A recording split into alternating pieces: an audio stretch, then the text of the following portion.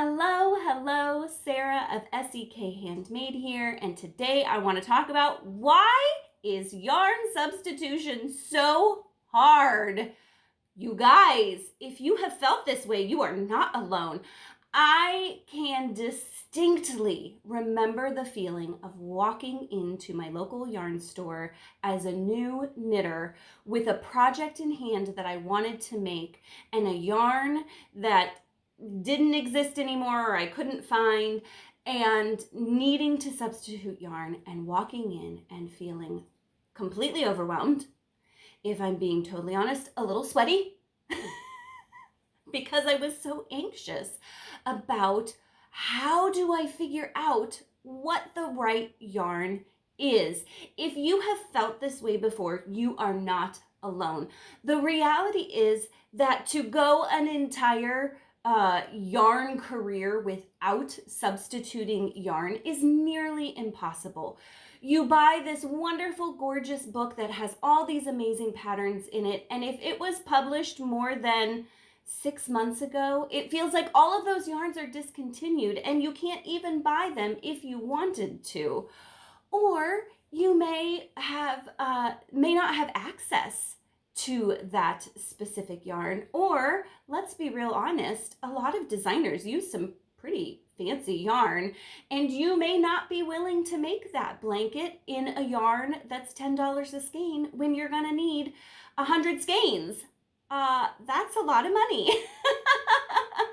So there are lots of reasons you could need to substitute yarn, but in my experience, it's almost impossible to not have to substitute yarn at some point. The good news about it is that you're not alone in feeling overwhelmed by the thought of substituting yarn. The bad news is the reason it can be so overwhelming is not because of you. It's because yarn substitution, it's complicated. And I'm going to share with you some of the reasons it's so complicated so that you can think about these things the next time you go to substitute yarn. The number one reason yarn substitution is so hard is because not enough people are talking about it. And oftentimes, the people who are talking about it are using an oversimplified method of substituting yarn. I used a very simple method to find yarn substitutions when I first started out, and I felt more frustrated and more defeated when the simple process didn't work out. Sometimes it really does work out, but other times that simplified method just it doesn't work, and then it left me wondering, like, what is wrong with me that I couldn't use this thing that seems so simple to find a yarn that worked with the project. Again, it's not you, it wasn't me.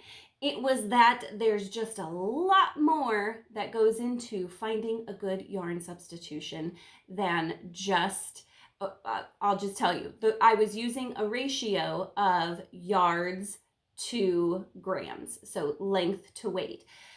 Comparing those things can be, I should say, a good starting point.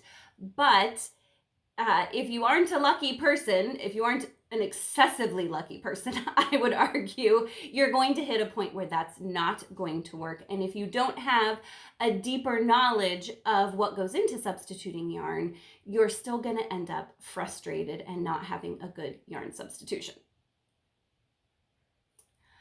The second reason I'm going to argue that yarn substitution is so hard is because it is unlikely that if you're making a substitution that you have the original yarn to compare.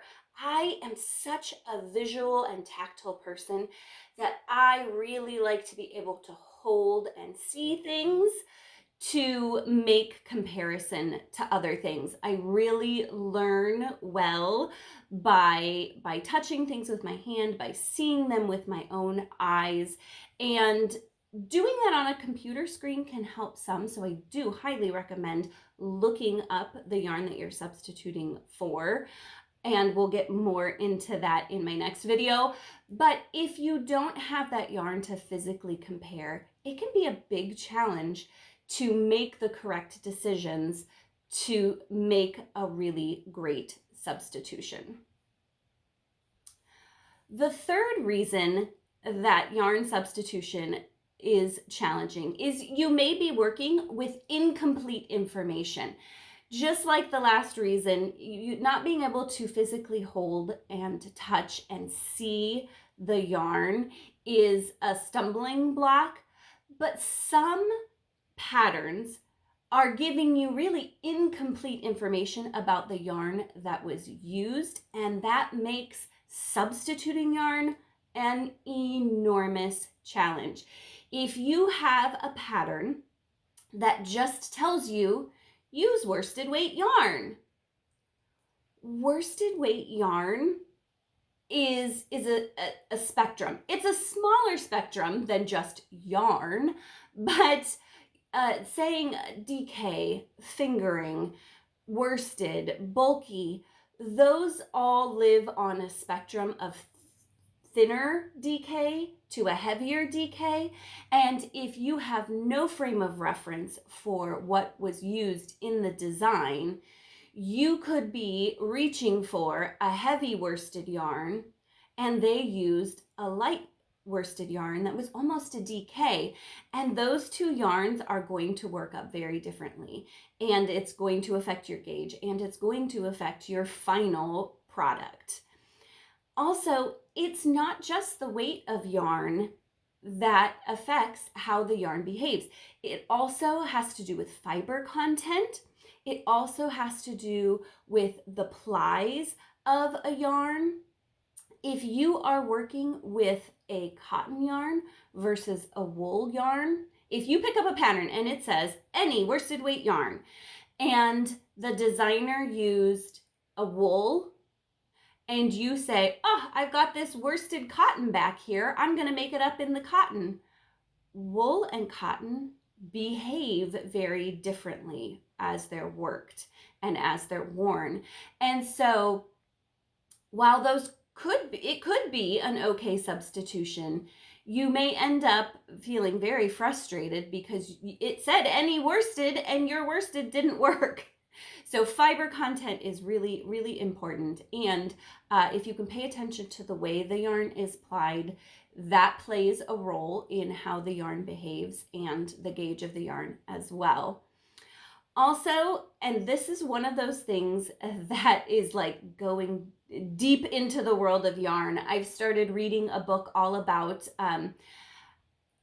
sheep and the different kinds of wool and the characteristics that wool has, and then the processing of the wool. I was going to say the processing process. That's what it is. The way that the wool is processed and how that affects what kind of yarn is made. And so while a lot of times you won't be able to dive deep enough to know exactly how the yarn was spun or processed, there are some clues that can help you make a better match. So if you're working with incomplete information, that's going to make making the best yarn substitution a big challenge. Thank you so much for joining me today. I hope that my 3 reasons why yarn substitution is so hard has helped you grow in your confidence. It is always my goal to help you grow in your craft confidently and to share topics that will make you feel confidence going forward in your craft. If you found this video helpful, I would love it if you would subscribe to my channel, turn on notifications, like this video, and even better, do me a big favor, share it with a friend who might also find this helpful.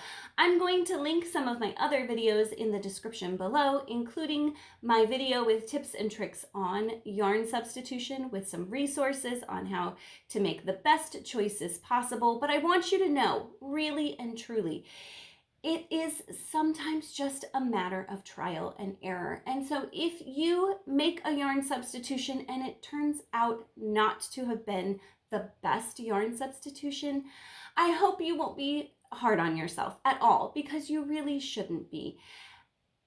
Thank you again for joining me today. Happy crafting!